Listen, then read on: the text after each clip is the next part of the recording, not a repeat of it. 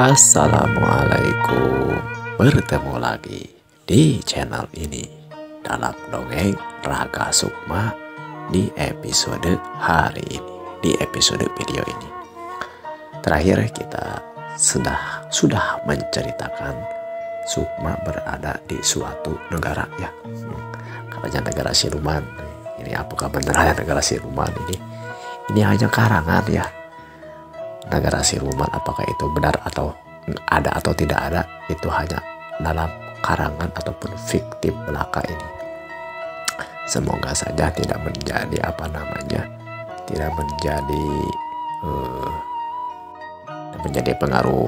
menjadi pengaruh yang buruk gitu. Jangan diambil hati lah ini mah, jangan dibawa perasaan, ini hanya cerita dan karangan fiktif belaka. Kita lanjutkan ceritanya, mangga. Cara ketan. Kemudian Dewi Sekarwangi melanjutkan petuahnya. Sukma, kamu aku minta untuk bisa mencegah terbukanya portal tersebut. Kalaupun memang sudah terbuka, aku minta kamu untuk bisa membendung kekuatan yang keluar. Jangan sampai portal tersebut benar-benar terbuka dan nanti digunakan oleh orang-orang yang tidak bertanggung jawab. Aku tahu ini tugas yang sangat sulit, tapi seiringnya berjalan waktu, nanti kamu pun akan tahu bagaimana caranya kamu harus mengatasi tugas ini. Iyalah, aku tahu. Dan aku juga mungkin tidak bisa janji kalau saja ada yang bisa menemaniku dan bisa memberikan petunjuk kepadaku. Mungkin aku bisa ikut membantu, tapi aku tidak janji ya bisa membantu dirimu atau membantu keadaan ini. Tentu saja setiap kekuatan pasti ada tanggung jawabnya dan ada maksudnya. Aku sudah mencari-cari siapa yang mungkin bisa mencegah portal ataupun kejadian ini berlangsung. Dan aku teringat bahwa Anda Raden Sukma akan bisa mengatasi permasalahan ini. Oleh karena itu, aku meminta kepada Panglima Kumbang untuk menemani Sukma menjelajahi dimensi-dimensi sehingga kejadian-kejadian ini bisa segera untuk bisa diselesaikan. Dan engkau Dewi Sekarjingga, aku memintamu untuk mencari pusaka yang disebut pusaka sayap Garuda. Pusaka sayap Garuda ini akan bisa dijadikan senjata lain untuk sebagai tambahan kekuatan Sukma mencegah ataupun mengatasi seseorang yang akan membuka kekuatan portal dimensi tersebut. Baik, Kanjeng Ratu, aku akan mematuhi semua titahmu. Kalau begitu, kalian silahkan pergi sebagaimana yang aku tugaskan. Mohon maaf karena waktu yang sangat mepet, kalian tidak aku jamu. Tidak apa-apa. Ya tidak apa-apa. Mangga tuanku, kami hanya bisa mengikuti apa yang Anda titahkan saja. Singkat cerita, kemudian Sukma, Dewi Sekarjingga dan juga Panglima Kumbang keluar dari keraton sang dewi tersebut. Kemudian mereka kembali ke alam manusia Yasa. Karena ini masih dalam dimensi alam manusianya Yasa. Setelah sampai di alam manusia Yasa, mereka terdiam. Sampailah di suatu tempat di sekitaran hutan seperti yang sebelumnya. Kemudian Sukma bertanya kepada Panglima Kumbang. Panglima Kumbang, sebenarnya siapa Dewi Sekar, Ratu, dan Dewi Sekar yang satu lagi? Hehehe, sebenarnya mereka dua dewi yang berbeda. Yang satu namanya Dewi Sekarwangi, dia adalah ratu di negara Wesi, Kiri Wesi. Yang satu lagi adalah Dewi Sekar Jingga. Dia adalah makhluk seperti jin, namun tidak bisa disebut jin karena memang Sang Maha Pencipta menciptakan makhluk gaib itu sangat bermacam-macam dan berbeda-beda. Seperti halnya Tuhan menciptakan makhluk yang disebut makhluk alam nyata, alam manusia. Ada manusia, ada hewan, ada batu, ada ikan, ada kuda, ada kupu-kupu, dan lain sebagainya. Begitupun di alam yang disebut bukan alam manusia, atau manusia menyebutnya alam goib. Nah, di alam goib ini pun banyak sekali makhluk. Ada yang disebut malaikat, ada yang disebut jin, ada yang disebut siluman, ada yang disebut sukma, dan lain sebagainya. Kamu Sukma adalah makhluk lain selain dari makhluk-makhluk tersebut. Begitupun Dewi Sekar Kuning. Sedangkan Dewi Sekarwangi dan aku adalah termasuk golongan jin dengan bangsanya bangsa siluman. Jadi kami berada dalam alam jin dan alam manusia, sehingga kami bisa masuk ke alam jin dan juga ke alam manusia. Tapi kami tetap tidak bisa berpengaruh terhadap kehidupan jin dan terhadap kehidupan manusia. Sedangkan Anda Sukma itu berada dalam dimensi yang lebih tinggi daripada alam jin, alam siluman, dan alam manusia.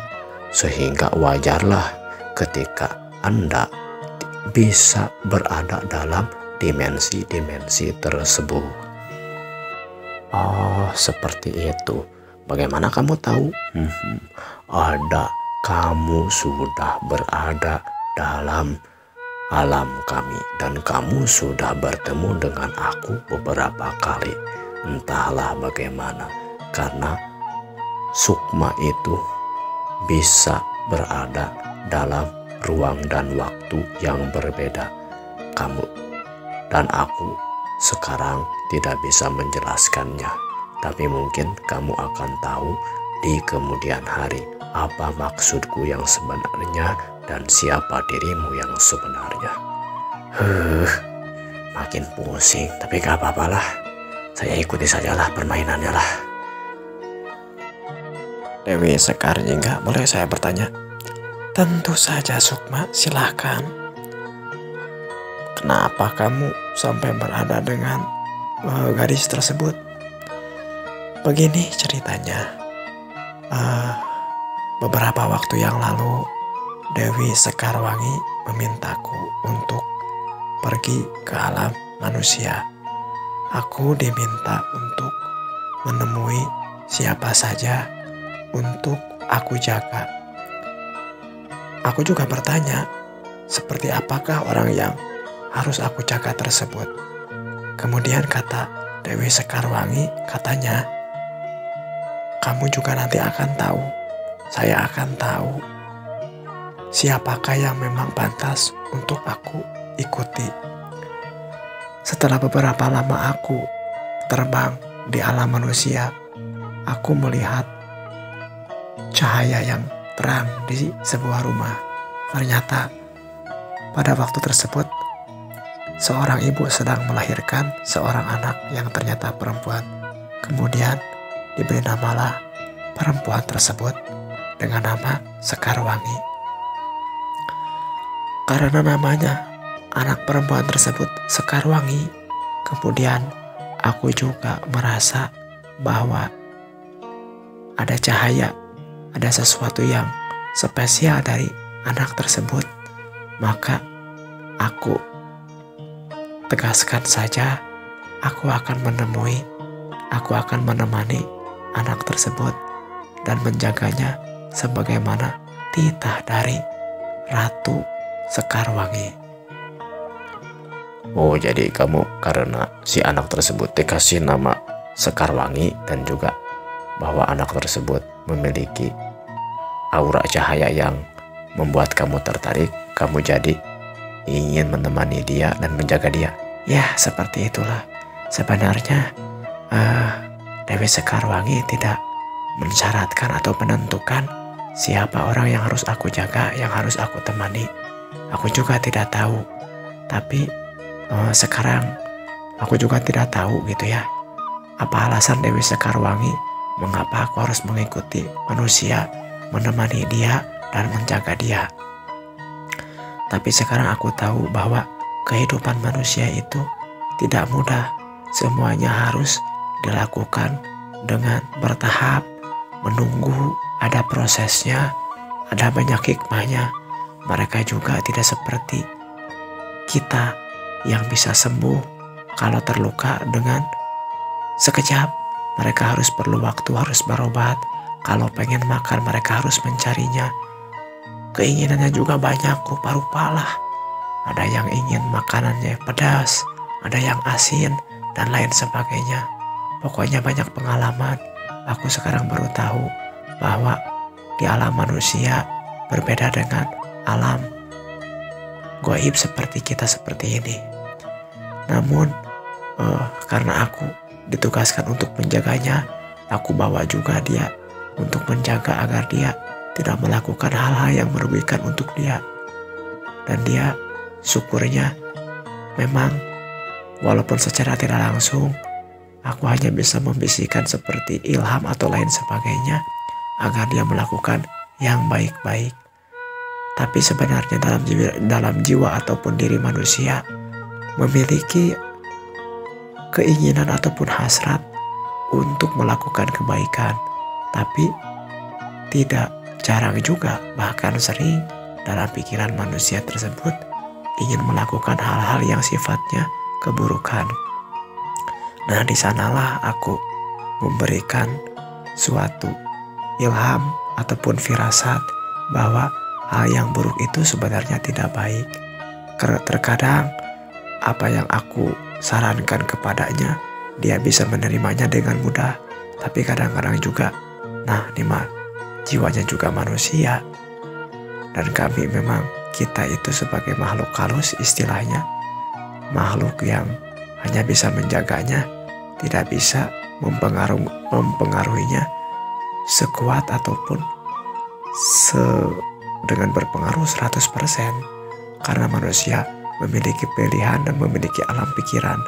Pokoknya manusia mahrumit, ada keinginan, dia juga ada akal yang baik, akal yang buruk, ada keinginan, ada harapan, ada kebutuhan, banyak. Dan aku sangat banyak sekali menimba ilmu selama belasan tahun mengikuti Sekarwangi yang manusia ini. Oh, kalau seperti itu. Terus ya, tapi aku sangat menyesal sekali karena Dewi Sekar ini bisa meninggal dalam usia yang muda. Padahal aku sudah menjaganya. Aku sudah ada firasat juga bahwa akan ada orang yang mencelakai dia. Tapi aku tidak tahu bagaimana dan seperti apa. Tapi ketika aku memberikan firasat ataupun menjaga dia jangan sampai keluar rumah pada hari tersebut, ternyata ya kita memang hanya bisa menemaninya, hanya bisa mengikutinya, hanya bisa belajar dari kehidupan manusia tanpa bisa berpengaruh ataupun mempengaruhi garis nasib, garis takdir yang sudah ditentukan oleh Yang Maha Kuasa. Jadi makhluk-makhluk seperti kamu ini hanya bisa mengikuti, hanya bisa mempelajari, hanya bisa melihat tanpa mempengaruhi manusia. Iya, tentu seperti itu. Jadi kalau ada manusia yang minta tolong kepada makhluk-makhluk, ada yang disebut dengan karuhun katanya, ada yang disebut dengan jin, penunggu alam dan lain sebagainya. Sebenarnya itu perbuatan-perbuatan yang bodoh. Karena sebenarnya jin, makhluk seperti kita itu tidak bisa menolongnya. Padahal Tuhan mereka sendiri sudah mengingatkan mereka kalau ingin berubah dari suatu keadaan itu, mereka harus berikhtiar, mereka harus berusaha sendiri, tidak bisa mengharapkan orang lain.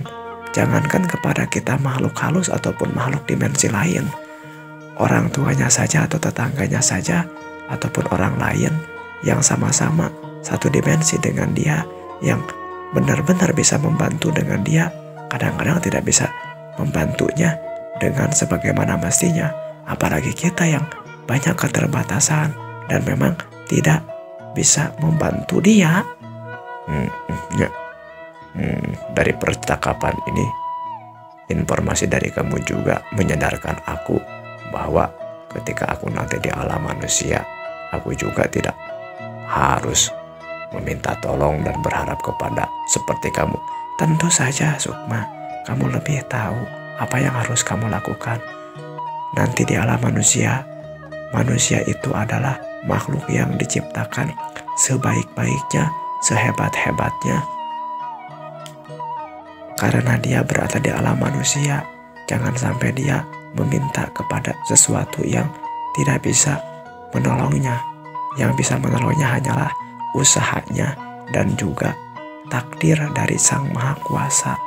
Takdir Sang Maha Kuasa pun tidak akan berjalan dengan sebagaimana mestinya kalau manusia tersebut juga tidak mau berusaha dan tidak mau berikhtiar.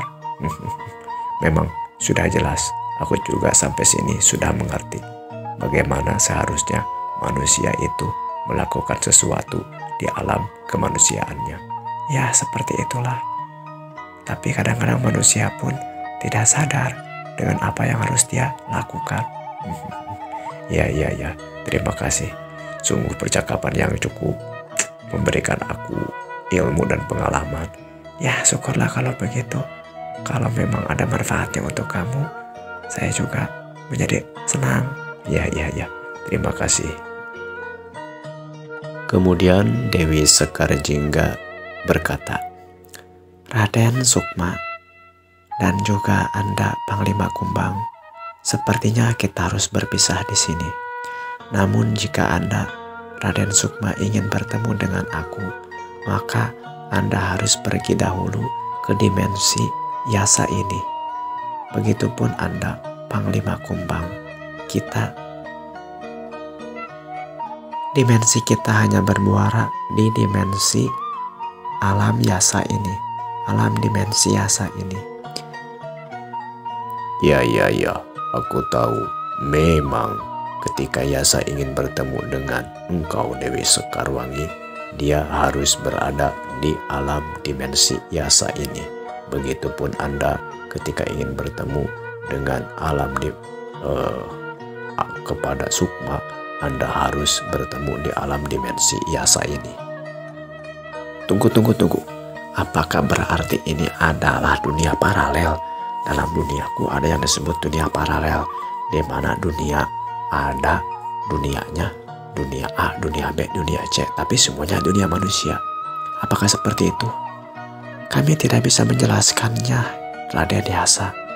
Aku hanya tahu kalau aku ingin bertemu denganmu, aku harus bertemu Anda di dunia Yasa ini. Ini adalah muara ataupun portal di mana kita bisa bertemu. Ya, memang seperti itu. Saya juga tidak bisa menjelaskannya. Hamba juga tidak bisa menjelaskannya. Aku tahu kalian bukannya gak bisa menjelaskannya, tapi kalian bingung bagaimana menjelaskannya. Karena memang ini kalian harus istilahnya membaca pikiran manusia. Apakah nanti manusia bisa mengerti atau tidak dengan penjelasanmu?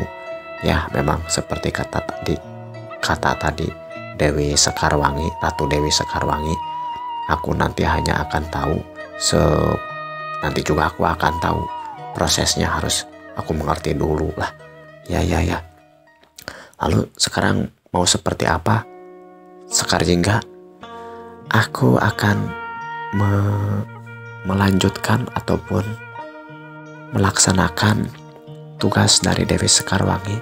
Aku harus mencari pusaka sayap Garuda. Kemana kamu akan pergi? Aku juga tidak tahu, tapi sebagaimana kejadian sebelumnya, nanti akan ada jalan yang bisa membawaku menuju ke arah ataupun di mana tempatnya sayap Garuda tersebut berada. Iya. Nanti juga kamu akan tahu ya. Sebagaimana aku juga nanti akan tahu. Ya udah tuh, kita berpisah sekarang, Bati. Ya, tentu saja kita harus berpisah terlebih dahulu. Mohon maaf kalau selama kita bersama, kalau ada kesalahan dariku. Nggak ada kesalahan. Kita juga baru bertemu beberapa saat saja, bersama beberapa saat saja. Ya sudah, kalau begitu aku akan pergi. Singkat cerita, Dewi Sekar Jingga berpisah untuk melaksanakan tugas dari Dewi Sekarwangi. Tinggallah Raden Sukma. Di sini Raden Sukma nih, karena berada dalam dunia siluman. Dunia silumannya adalah dunia siluman Panglima Kumbang. Jadi walaupun berada di alam manusia dimensinya Yasa, tapi berada dalam alam siluman, alam jinnya ini Panglima Kumbang. Gak ngerti kan? Ya, kita lanjutkan saja ceritanya, karena ini karangan belaka. Kita lanjutkan. Selanjutnya Sukma berkata kepada Panglima Kumbang, Panglima Kumbang, sekarang apa yang harus kita lakukan? Menurut petunjuk dari Tuan Ratu, kita harus pergi dulu ke negara Jin Iprit. Kenapa harus ke negeri Jin Iprit? Karena di negeri Jin Iprit tersebutlah portal itu dimungkinkan akan terbuka. Kalau gak salah, yang namanya Jin Iprit itu kalau di duniaku adalah ular jadi-jadian ya. Itu bukan sekedar ular jadi-jadian. Manusia hanya saja menafsirkannya seperti itu. Sebenarnya ada sesuatu yang lain di alam tersebut. Kalau saya harus menjelaskan, gak perlu. Tapi kalau kamu mau bercerita gak apa-apa. Tuan bisa saja bercanda. Jangan panggil aku Tuan, panggil saja aku Sukma. Baiklah Raden Sukma. Jangan pakai Raden, panggil saja Sukma. Baiklah Sukma. Ya, apa itu, bagaimana keadaan di negara Iprit itu? Sebenarnya yang dimaksud dengan Jin Iprit itu adalah sebangsa jin dan siluman. Namun mereka bisa merubah wujudnya dalam bentuk-bentuk satwa, dalam bentuk-bentuk hewan. Hewan yang mereka ada di dalam negara kami, dimensi kami bermacam-macam. Ada yang mirip dengan alam manusia, ada juga yang memang jauh. Nah, di antara hewan yang terlihat mirip dengan alam manusia adalah seperti ular. Namun ular yang berbeda dengan sebagaimana mestinya. Ada lagi yang dilihatkan seperti ular naga yang panjang, ataupun ular naga yang seperti kadal. Ada yang disebutnya saurus. Yang seperti dinosaurus gitu. Ya, seperti itu. Itu juga adalah imajinasi manusia dalam menafsirkan bentuk jin yang disebut Jin Iprit. Jin Iprit atau Jin Ipri ini teh? sebenarnya itu sama-sama saja, jin iprit dan jin iprit pun. Tapi kalau silumannya siluman ular, maka manusia mengistilahkannya dengan iprit ataupun ular. Ada lagi jin iprit, itu adalah literatur dari manusia-manusia di daerah Timur Tengah. Nah, sebenarnya mereka juga mengistilahkannya dengan iprit. Namun pada hakikatnya itu adalah entitas yang sama, yaitu sebangsa jin. Hanya saja manusia menafsirkannya dengan warna yang bermacam-macam. Jadi sebenarnya alam gaib itu ada ya? Tentu saja alam gaib itu ada. Makanya Sang Maha Kuasa pun mengilustrasikan atau menggambarkan adanya alam jin. Namun alam jin dalam pengertian yang manusia pikirkan saat ini bukan semata-mata sama dengan alam sebenarnya. Bahkan alam jin yang saya ceritakan kepada Anda pun tidak semata-mata atau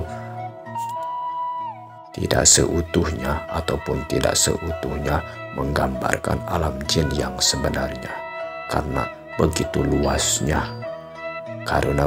luasnya alam yang diciptakan Sang Maha Pencipta ini, sehingga makhluknya pun tidak bisa menjelaskan apa yang sebenarnya terjadi.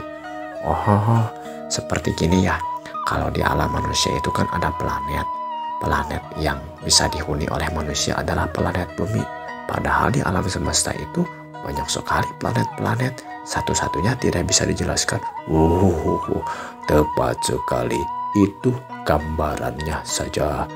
Sebenarnya saya juga hanya satu makhluk dari berbagai makhluk, dari berbagai dunia yang Tuhan ciptakan. Berarti memang kita maya sebagai makhluk bodoh sekali sebenarnya. Tentu saja tidak boleh kita sebagai makhluk sombong terhadap apa yang kita ketahui, karena sesungguhnya pengetahuan yang ada di alam semesta ini hanyalah setetes saja dari pengetahuan yang sebenarnya ada. Terima kasih. Ya, kembali lagi. Kita akan pergi ke dunia jin iprit. Ya, tentu saja. Bagaimana caranya? Apakah bisa terbang seperti tadi? Kalau terbang seperti itu sangat sulit sekali. Dunia jin iprit pun berbeda dengan dunia siluman yang aku tempati.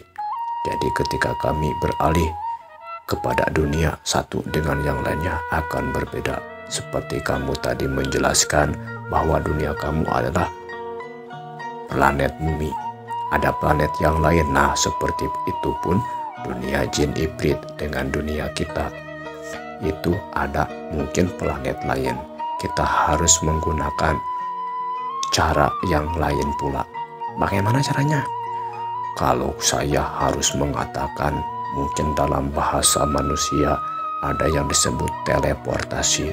Kita harus melakukan teleportasi. Bagaimana caranya? Waktunya para pendengar. Ada teleportasi di dunia jin. Di dunia siluman ada teleportasi. Ini lalampahan si Sukma ini. Petualangan si Sukma ini sampai kemana-mana ini. Bagaimana kelanjutan kisahnya? Nah, silahkan disimak saja di episode berikutnya. Sekali lagi diingatkan yang belum subscribe, komen, dan juga like-nya ditunggu ku Kang Dagol. Kita bertemu lagi di episode selanjutnya. Mangga permio.